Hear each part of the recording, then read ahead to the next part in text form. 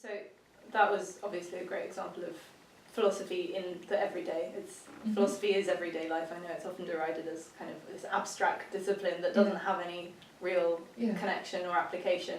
What are you working on now, and could you tell us about how it relates to like everyday life? Yes, okay. I mean, I just want to say for the record that I don't think all philosophy has to relate to things that concern us in everyday life, but I also completely agree with you that everyday life is full of philosophical interest. So some of my work is on things that are much too remote from everyday life. I think my most cited paper, believe it or not, is on the metaphysics of intrinsic properties.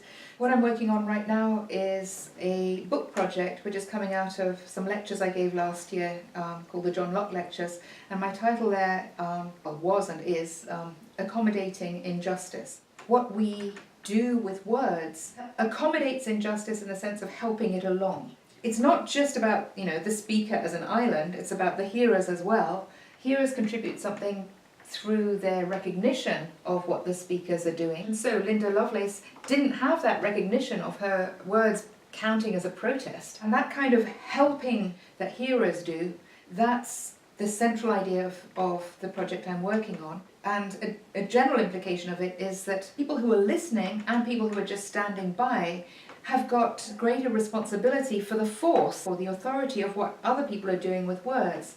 So here's an example from the work of Ishani Maitra. Suppose you're on a train and a racist on the train starts issuing this invective against a young Arab woman who's sitting on the train. Obviously, it's extremely distressing and offensive, but it's more than that. It could be subordinating, it could be ranking her as inferior, legitimating more discrimination against her, sort of silencing her.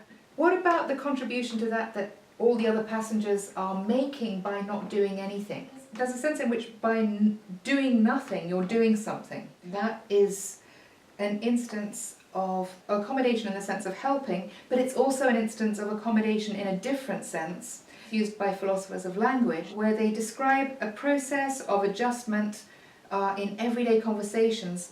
You say something and it will count as correct play, so to speak, provided certain conditions are in place. When you make a move, there's quite a good chance it's just going to work. It's a kind of background level of cooperation that makes conversations happen. So it's about how that kind of background cooperation helps make bad things happen, and the project is also about what we can do about that. It's in some ways a kind of applied philosophy of language that's looking at how we make free speech real. Because free speech isn't real when it's just a matter of being allowed to say your words. Yeah.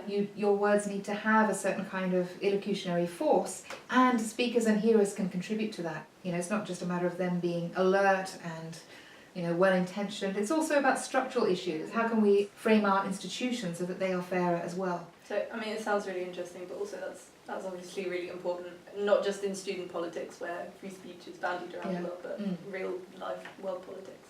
Okay, so in 2014, Prospect named you one of the world's top 50 thinkers.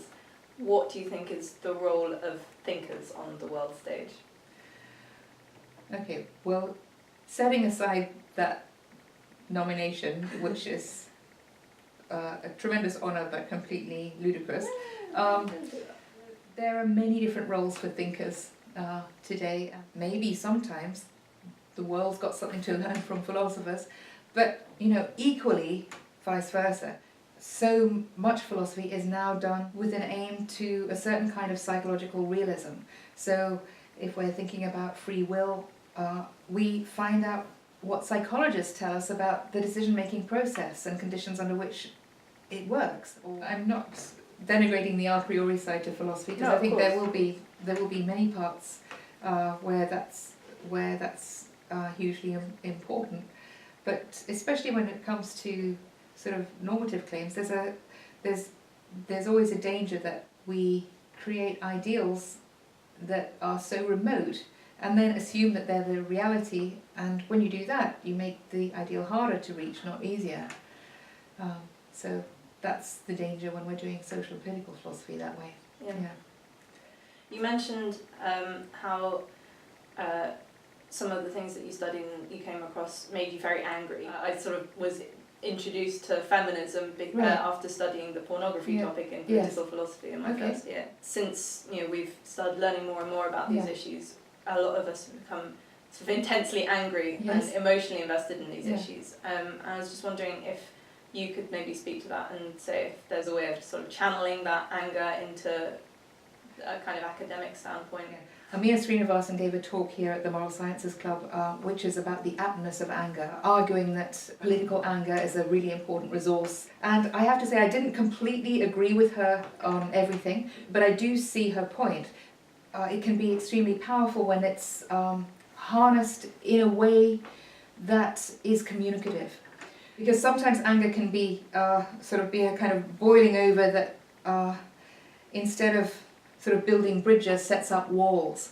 I've had these discussions too with my friend and colleague at MIT, erstwhile colleague Sally Haslinger, who has a extremely famous paper that was published in Hypatia, which is called Not by Reason Alone. Do you know it? Yeah. So Not by Reason Alone. It's about a culture in philosophy that made her angry, and she talked about it in a very direct and honest and angry way, and I've no doubt that the eloquence and indignation with which she talked about it made people really sit up and take notice. I think there are many different responses, and anger isn't the only one. Make the most of the many people across philosophy who are really alert to some of the challenges facing philosophy as a discipline in certain aspects of its culture, but also who are incredibly practical and wanting to do something about it. And a number of initiatives